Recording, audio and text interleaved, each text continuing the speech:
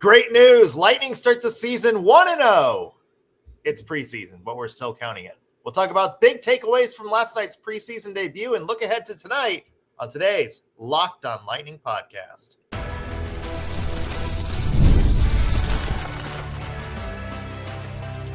You're Locked On Lightning, your daily podcast on the Tampa Bay Lightning. Part of the Locked On Podcast Network, your team every day. Thank you for making Locked On Lightning your first listen of the day. Every single day, we are your free daily Tampa Bay Lightning podcast, part of the Locked On Podcast Network, your team every day. As always, we want to begin by giving a shout out to our everydayers. Those of you who listen to every single show, every single day, we love you. We appreciate the support you give us week in, week out. I'm Nick Morgan, and I am joined by the big boy to my Andre 3000, Greg Steven. Greg, welcome back, buddy. Good morning. Good morning. Appreciate you doing a great show yesterday by yourself, but we're back in action, and I think everyone knows what I'm going to say first. Yeah, well, you and I aren't the only ones back in action because the Tampa Bay Lightning are in hockey season. We saw an actual game last night, Greg, which means we have some actual recap. It's only preseason, but who cares? It's so good to see the team back. So I'm going to be talking about an actual on-ice hockey game here as well. Yeah, and a lot to talk about, honestly. Yeah. So quick recap last night. The Tampa Bay Lightning win 2-1 over the Carolina Hurricanes. Neither team really playing any of their big guys. I would say, if anybody, Carolina probably played more of their regulars because they had Logan Stankoven and Tyson Jost and a couple other players out there who were playing. Got off to a pretty up and down start. Emil Lilleberg scores the first goal with 1 second left in the first period. Second period, Lightning on the power play, and Mitchell Chaffee coming up with a nice tip-in shot off a shot from J.J. Moser. 2 assists from Connor Geekie in this game as well. Logan Stankoven scored on the power play in the third period, but some good goaltending performances from the Lightning, namely Jonas Johansson, sealed the deal for the Bolts. So, Greg, big takeaways from the first Lightning preseason win for you. Oh, I have so much to say, Nick. I have so much to say. Can I predict where you're going to start? Go ahead. It's going to be the guy that you've talked about a lot this offseason. You've sang both his praises. You've also said he's done a lot of dumb stuff, and he's somebody that I think we saw do both in yesterday's preseason game. Yep. I'm gonna go big number 78 on this. Yeah. Look. Cool. You put up a point. He scored a goal. Cool.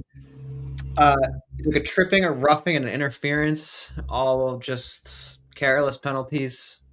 He's already got 6 minutes. Are we going to start counting him up already, or what? Are we going to healthy scratch him next game? What are we doing here? Well, he did. I will say this: one of those penalties from Emil Lilleberg. If you can't tell who we're talking about, folks at home, we're talking about Emil Lilleberg. One of those penalties was trying to drop the gloves against somebody who laid a big hit on. I want to say it was Dylan Duke. I think it was somebody who leveled Dylan Duke with a big hit. Mm-hmm. So that was a roughing penalty. I mean, I did say yesterday on yesterday's show, for the regulars that were in this game, I didn't want to see any big fights. I didn't want to see any situations. So yeah, maybe Lilleberg shouldn't have done that, but. The 2 other penalties were kind of exactly the kind of penalties that we talked about Emil Lilleberg having a lot of last year. The stick penalties, the being a little bit reckless with your challenges penalties. Yeah, like you said though, Lilleberg taking a fighting penalty to stand up for a guy, fine. I don't care. That's totally justified. That's his job, honestly. But like tripping and interfering, like I don't know. Just again, it's not a regular season game. We'll cut him some slack, but 6 minutes in the box, game 1 is not what you're looking for, especially from a guy who put up 105 penalty minutes last season. I digress. Let's talk about just in general how Bush League this game was, because there was a kneeing penalty. There was 3 misconducts. right? 3 misconducts is crazy in a preseason game.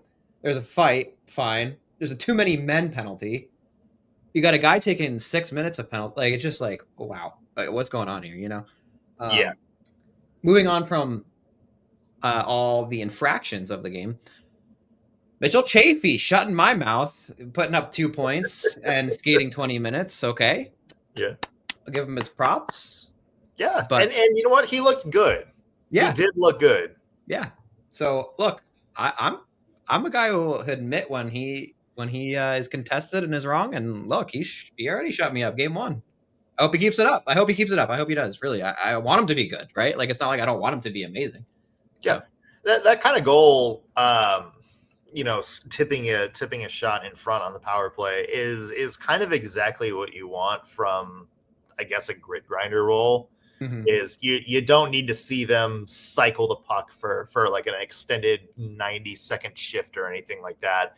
They're going to be the guys that just crash the net, get the rebounds, get loose pucks, get those dirty goals. And even though it was on the power play, I thought that Mitchell Chaffee, where he was on the ice, I think it was a good direction of that. I also think, we said it on yesterday's show, these early games, like we said, the stars probably aren't going to play the road games. So the depth guys, this is their opportunity to kind of step up and prove, hey, if you need me, I can handle a bigger role. And Chaffee's a guy that, God forbid, somebody gets hurt, you may have to move up and down the lineup somewhere.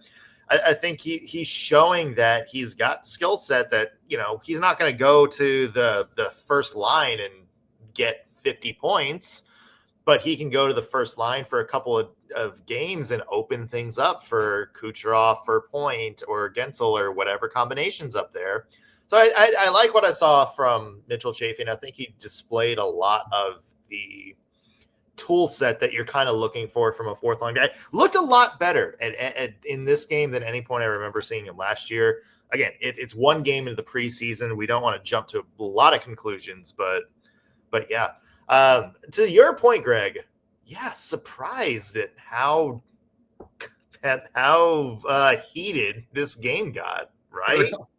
I think they're just also excited to be back out there. It's like one of those things where you're finally back and everyone's watching again, and it's like you're fired up. You want to just like show everything you got. And I think some guys got a little carried away, and a lot of these guys are making a name for themselves too, right? Because like you said, none of the starters are really playing, with exception of a couple, right, on each roster. But 11 penalties in the game is wild. 37 penalty minutes for the Hurricanes, 29 for the Lightning. And that's just an interesting preseason game. Yeah, and a couple of questionable hits going both ways. Yeah. The Steven Santini hit on Tyson Jost. Whoa, what are you doing there, buddy? Yikes. It's preseason. Yeah. And a reminder that these two teams are going to play again in Tampa in a couple of weeks. So look, I like too, though, that we know that these guys coming up are feisty, huh? Like that's what the Bolts need anyway. Yeah. Except I think a lot of it was the regular mainstay guy. Right. Yeah, Connor Geekie, you're not the person I want to see getting into a fight in preseason. Exactly. Let it Geekie though. Like Geekie, he looked great. Like, not that I expected him to not look great, but 2 points in your first preseason game. Yeah, let's go. Let's keep rolling. I hope he also stays on the Lightning. I want him to come up and play for real. Like, again, I thought he was great last season. I know they sent him back down, a little bit. It was like maybe 70% through the season last season, but look, he's growing. I love it. Yeah, I'm excited to see. The Lightning play tonight against Nashville. What do we want to see out of this game? Do we want to see more from a couple players we saw last night? We're going to dive into that. Plus, some interesting comments coming out from Nikita Kucherov this preseason. Greg, I know that you had these circled down from the moment those words left his mouth. We're going to talk about that on today's show, all coming up in just 1 second. Today's episode is brought to you by FanDuel. The NFL season, it's here, folks. It's in full swing. FanDuel wants to make sure you are ready for each and every kickoff with a can't-miss offer. Right now, new customers can bet just $5, and if your bet wins, you'll get $300 in bonus bets to use across the app. That's $5 for $300 back. Pretty good deal if you ask me. I love using FanDuel because it fits exactly how I like to bet at any given moment. I can do player props. I can build a same game parlay. Or my favorite thing to do, jump into the action live as it unfolds with live in-game bets. It makes every game more exciting, whether I'm watching my team, go Lions, big win last night over the Ravens, or just keeping a quick eye on my fantasy lineup. It's quick, easy, and the best way to add a little bit more zest to my football watching experience. So if you're ready to play, download the FanDuel app now by visiting FanDuel.com to get started. Again, FanDuel.com to place your first $5 bet. Welcome back to Locked On Lightning. Nick Morgan alongside Greg Steven and Greg. Game 2 for the preseason coming at you tonight in Nashville, home of Predators legend Steven Stamkos. Expected to kind of see a similar lineup tonight. Probably maybe just a couple of guys switched in here and there. Later today, we'll probably see who exactly will be going to Nashville. But what do you want to see? Actually, let's back it up a little bit, Greg. We talked yesterday about things we kind of wanted to see across the preseason. So let's just take it to you in general here. What are some things you're hoping to see from the Lightning tonight and then across the rest of the preseason? Yeah, I think it's just giving a lot of the guys who don't see Lightning ice a ton of ice time. Like I want to see them skate, and I think we saw that last night. I actually really like they have JJ out there too. He did have a pretty bad injury last year, so you want to get him a little more warmed up, I think, than some of the other guys, who are healthy. So I'm excited to see him out there. I hope he's out there again. I just want to take a double check at the lineup from yesterday because they had did they have O'Reilly play yesterday? O'Reilly was not in the lineup yesterday. He was not. Okay. I was going to say, I saw a few names and I was like kind of shocked to see some of them. Oh, like they had Zada play and I was like, cool. They had Dylan out there. Love that. Finley's out there. Love that. So I just want to see all those same guys get ice time. I think pretty much every guy we've mentioned is pretty much out there except for O'Reilly, right? I'd like to see that continue. I'd like to see JoJo continue to get reps. And I know maybe people will say, let's see some other goaltenders out there. I know there's a lot of JoJo hate out there. I'm not one of those guys. Love JoJo. I think he's actually a great backup. We've had this conversation, a couple weeks ago. I'd like to see him keep playing because, like I said before, it's difficult to play backup goalie in the NHL, really at any level. But in the NHL in particular, it's very hard, especially when you're playing behind a guy like Vasi, who eats like at least 60-ish games a season, right? So you're playing once every 10 games or something like that, 5, whatever. That's a hard role. You're cold most of the time. So I would love to see JoJo out there. Let him just get a ton of reps while he can, Well, and in the context of what we talked about yesterday, where Andrei Vasilevsky is now all of a sudden missing practices a week into camp for treatment and player management, it's not necessarily, a sign for alarm right now. Right. But at the same time, if he's needing some treatment after 3 practices, what is this going to look like later in the season? Are you at the point where you're starting to kind of manage Andrei Vasilevsky's minutes a little bit tighter, not for quality of play, but just for the fatigue factor? You're going to need Jonas Johansson. And I talked on yesterday's show, Greg, that I have big doubts whether Jonas Johansson's the guy, like whether he's going to be the guy that comes in and can really sort of help carry a big chunk of the goaltending load, like a 1 and then a very, very distant 1C or something like that. No, I have big doubts whether Johansson's that guy. This is, if he is, he's going to need the reps. And I'm with you there. And I think maybe the strategy with this Vasilevsky news that came out over the weekend is, maybe you do need to be a little bit more intentional about making this year the Jonas Johansson show in preseason. Yeah, it's concerning. I think it's safe to say that Vasi is probably not 100% healthy. Just based on what we've heard so far. And that is definitely concerning. And that definitely also contributes to the fact that JoJo should see a lot of time right now. I'm with you though. We haven't seen JoJo play a substantial amount of games, especially in a row. That being said, if Vassie's not healthy, is like you said, is he the guy? That's tough. He's definitely, to me, not a starter. It raises a big concern for me because if Vassie is truly unhealthy and something happens down the line this season, are you going after a goalie? Or are you going after a defenseman?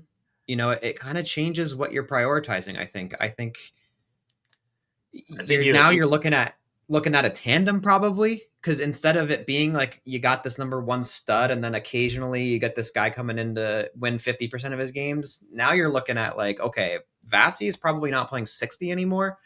And if we want him to, that's great, but like we can't count on that necessarily, especially if now it's 2 years in a row that he's been injured in the beginning. That's concerning to me. And the only reason I'm a little less concerned is because Vasilevsky is a Hall of Fame goaltender. Mm-hmm. I'm not worried about him not getting reps. I think he can.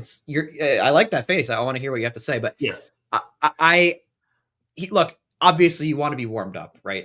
I'm not going to say that it's not helpful for him to get some shots on him. But if I'm going to trust a guy to come in cold, it's him. That's how I feel about it. And if he's injured, that's different. But I think, slotting in JoJo with no time playing is much different than slotting in a guy like Vasilevsky with no time before he goes in there. So that's all I'm saying. He has come in cold before and it didn't work out. Like it seems like every time he's like kind of goes in the, I know 1 year was the injury, but I know that there's also, I cannot remember what year it was. I want to say like late 2010s where he sort of, was held out of preseason for just reps mode and it took him a while to get going that year. Yeah. If you guys can remember what year I'm thinking of, drop it in the comments. But yeah, if I'm going to defer to what John Cooper said, Vazzy knows his body better than anybody. And if he's somebody who doesn't need, 3 preseason games under his belt to be ready for the season, that's fine.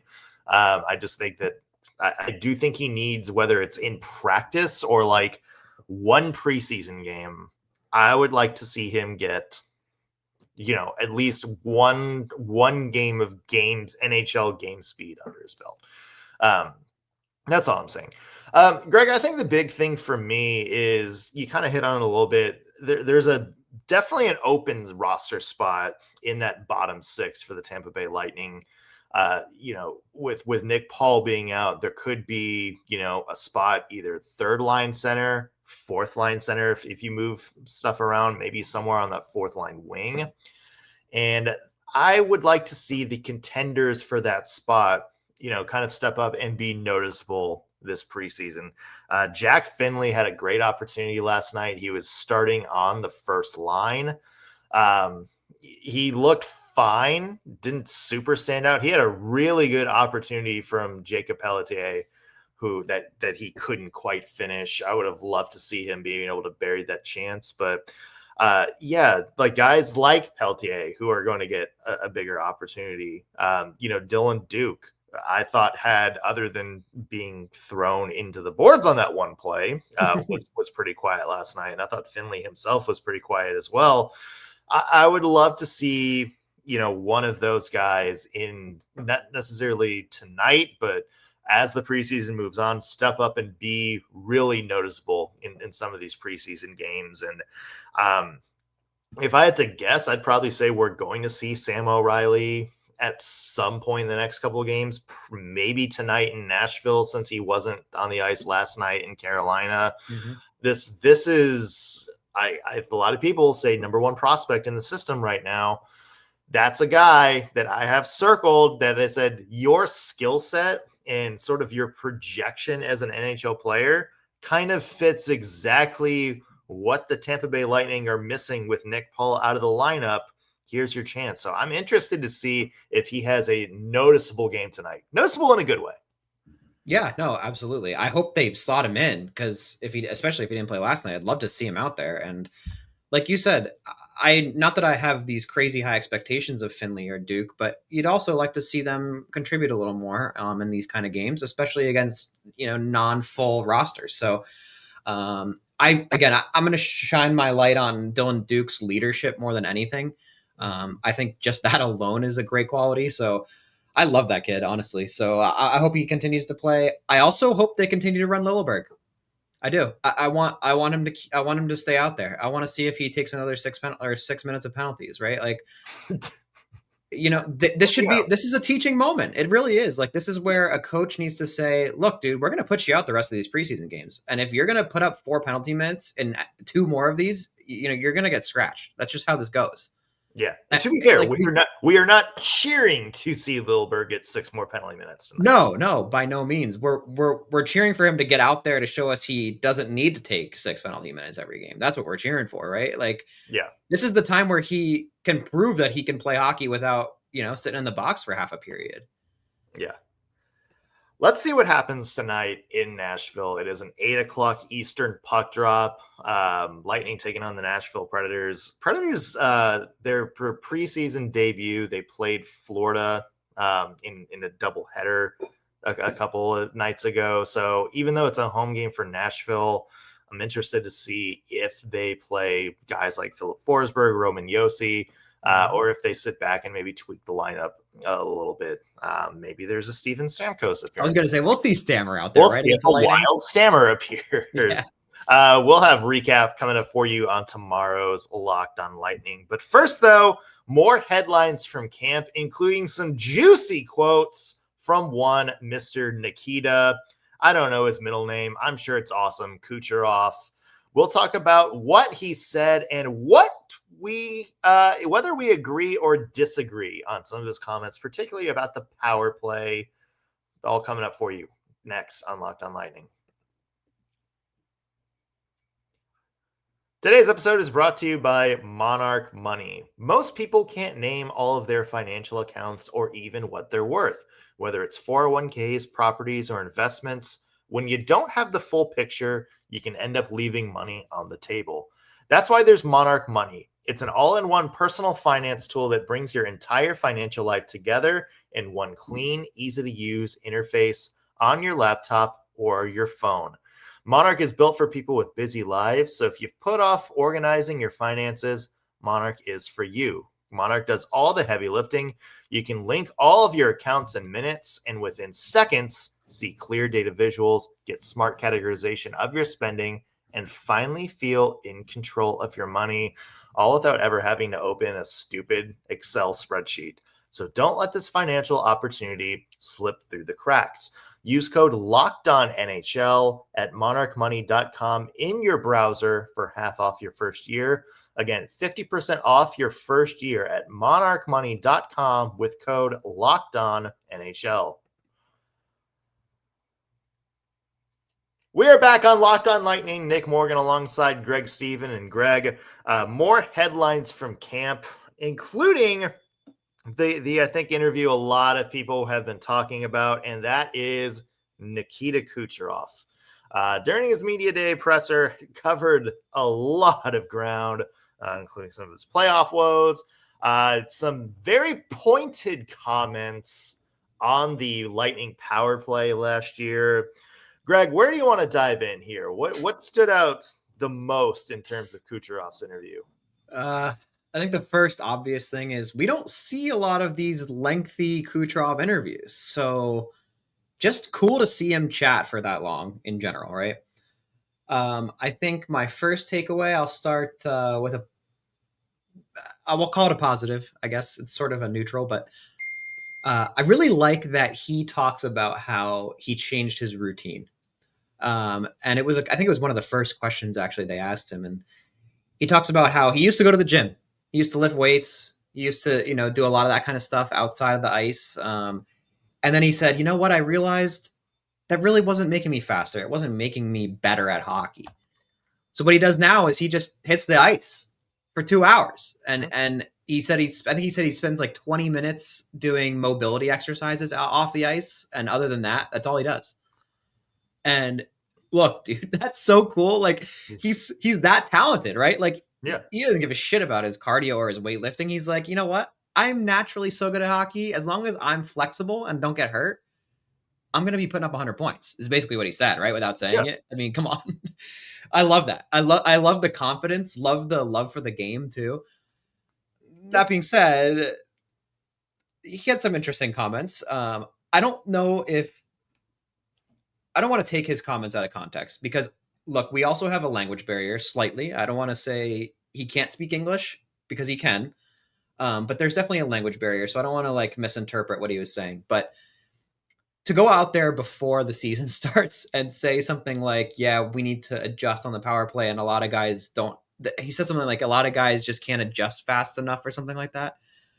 To me, I was like, God, dude, you're really laying into the boys right now, huh? Like, and maybe that's again, taken a little bit out of context, but realistically, he's like, we lose Stammer and we got to change and we just couldn't adjust correctly. And then he talks kind of about how he believes that if the power play is good enough, you can stand still. He said something like that. Like you can be stationary on the power play if you know what you're doing. Mm-hmm. And to me, it's like, wow, this dude, like he's ruthless. You know, he basically like to me, what that means is why isn't everyone figuring out their own role? Why am I adjusting, you know? And look, I get it. He's God tier, right? But it just felt a little like I think the word you used was pointed. It's just like a little bit. Yeah.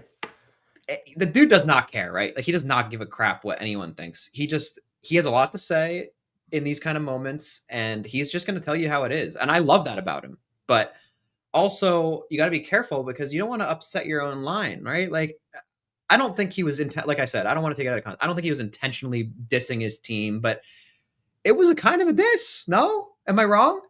So, yeah, I mean, I don't know if it was a diss or more of just we're speaking for the collective group here. I thought it was more of just the strategy. So here's the exact quote. And it was kind of about the changes after Stamkos left. Right. Because obviously when you have somebody like Steven Stamkos, who, if it wasn't for another Russian who plays in our nation's capital, might have the best pure shot of our generation in the NHL. Mm-hmm. When he's gone, they were kind of asking him about changes in the power play. This is what the Kucherov quote we're talking about. He said, when you have the right pieces on the power play, you don't have to move. It becomes simple. But when you don't have pieces, it's now, what are we doing? Now you go here and everybody starts moving. It's just everybody out of their own comfort zone.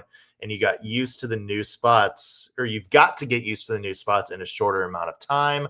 Some guys are not adjusting to it. Some do, but I don't know. I feel it's more difficult when you move around, and some teams do. I don't like it. When you have the right pieces in the power play, you can be stationary. So I'm not exactly sure. I didn't necessarily take he was calling out his teammates. I think it was more calling out maybe the strategy that the power play last year. He wants to go back to how they ran it under Stamkos. I think the only maybe counterpoint that John Cooper would bring up in a locker room is, okay, but who's going to be the shot? Like who's going to take the Steven Stamkos shot on this team? I don't know if there's anybody who has that level of shot. It's like, you know, I covered the Predators for a long time. The power play went from one of the best in the NHL when Shea Weber was there, when PK Subban was there. Mm-hmm. And then you tried to play the exact same way by plugging some other players into the same strategy, and it didn't work. Right. And that's kind of the thing for the Lightning is you kind of have to play based on the personnel you have. And to Kucherov's point, yeah, like it is, you're asking them to play a completely different way. And Kucherov, who probably racked up a lot of power play points in a very particular strategy, and to his credit, it was a weak point last year. I think for me, you have to play with the players that you have on the ice, not the players you want to have on the ice. You can't plug Braden Point into Steven Stamkos' role because Braden Point is not Steven Stamkos. Braden Point is Braden Point. He's going to get his points, no pun intended, by being in front of the net, by clearing up loose pucks. Jake Gensel, very similar player, is a very heady skater, likes to get into tight areas, likes to get into dangerous spots with his skating and awareness. That's not Steven Stamkos. Steven Stamkos did that, but he's known for his shot. Nobody has that big, booming Steven Stamkos shot on this Tampa Bay Lightning. And therefore, I'm not sure I agree with Kucherov in doing the same thing you did with Steven Stamkos with this personnel is the right way to go. I think you kind of have to be creative and find a new way to incorporate this new roster into what's going to be the most effective power play. Yeah. And I think he's frustrated because before he had two options on the power play, and it was, if they're not covering point, I'm going to dish this puck to Stammer across the ice, and he's going to one-time it into the back of the net, period. Yeah. If they're blocking that lane, point is probably open in the bumper spot, and he can just put a one-timer right in too. And that is gone, right? Like you said, the personnel that is not there anymore. Stamkos is gone. No one is going to have Stamkos' shot on this roster or the depth charts. It's not going to happen. Let's just be real about that. Yeah. That being said, it just feels like Kucherov is saying, when he says words like, you don't have the pieces, that. Yeah. It's a little aggressive. Okay. It really is. Look, I get it, because he's kind of saying like, can we go get a guy that we can put there? I think is what he's kind of saying. And maybe not, maybe it's not that cut and dry, but I don't like that he did bring up how much the power play is struggling, because it kind of, to me, shows that they still don't really know what they're doing right now on the power play. And I don't like that, because okay, to level set this a little bit, to use a LinkedIn phrase, it was before any practices. Yeah. It was before anything like that. So we don't exactly know how they're going to line up on the power play. I'm also, knowing Nikita Kucherov, I don't think what he's saying is anything he hasn't expressed to John Cooper already. Agreed. No, I completely agree. And it's not like, we don't see him a ton in the media, right? So this is the first time we're kind of hearing his voice. So maybe he's just kind of giving you his thoughts from the end of last year. And that's really what this is. And that's cool too. Yeah. I hope they have chatted about this throughout the summer, at least. Like, there better be a group chat. Like, how are we going to fix this? Because like, this better have been a discussion already. I mean, there should be no, and maybe you're still going to work on some stuff with the power play, but like, you should have at least a little bit of a better idea now that you understand your roster. You got Gensel settled in, you got Bjorkstrand now. What if we give Bjorkstrand that spot? Why don't we just try him out over there? Let's just try something like. And he has been skating with the number one power play unit. Yeah. Right. So we'll see. Again, like you said, it's early. He said a lot of this before anything really happened, and we'll see. I really, overall though, love seeing Kucherov do interviews. God, dude is just blunt, honest, straight to the point. And you know what? He was trying his best. Like, sometimes he's very cold, and he did have a little bit of like a fun vibe during that interview. And it was good to see that he's a little more relaxed, I think. Yeah. You can be surprised how happy a player is when he's not playing in the NHL All-Star game. Yep. Yeah. You give the man a cold beer and talk about the Montreal Canadian fans cheering, and let's just see where this goes. Yep. Again, tonight we're going to have some more preseason action. Lightning taking on the Nashville Predators. We'll have recap of that one. Just general thoughts on what we've seen over the first couple preseason games coming up for you on tomorrow's show. And then fun announcement coming up. We're going to talk about a recurring segment that we're going to be doing that's going to debut this Friday show on tomorrow's show. We'll let you know what it is. We think you guys will like it. And some of you, it might be your opportunity, folks, to make an appearance on Locked on Lightning with us. That's all I'm going to say. That's going to do it for us on today's show, though. Thank you for making us your first listen of the day. Back with an all-new episode tomorrow. We'll see you then.